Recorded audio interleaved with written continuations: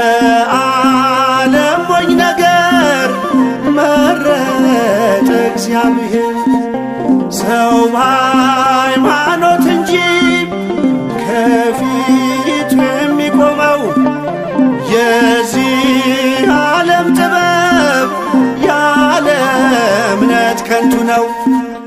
ዳዊት መዝሙረኛው ሲበድል አልቃሻው እንደ ልቤ ብሎ እግዚአብሔር ጠራው።